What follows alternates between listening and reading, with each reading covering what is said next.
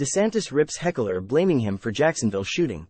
That is such nonsense. Florida Governor Ron DeSantis went back and forth Thursday with a man who pressed him on crime in the state after a Jacksonville shooting left 3 people dead.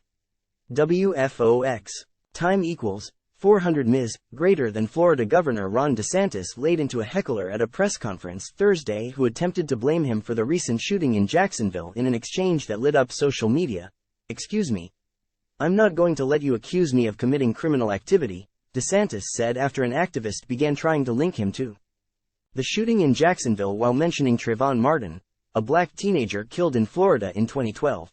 "I am not going to take that," DeSantis repeated, speaking at an event at Culhane's Irish pub in Jacksonville, Florida.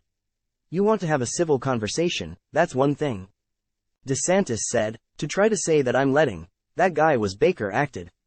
He should have been ruled ineligible, but they didn't involuntarily commit him."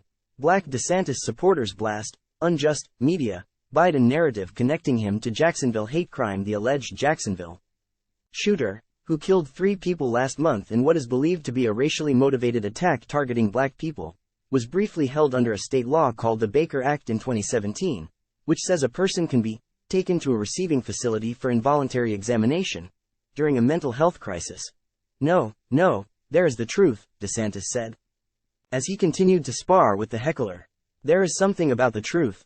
Everyone doesn't have their own truth. No, you don't get to come here and blame me for some madman. That is not appropriate, and I'm not going to accept it."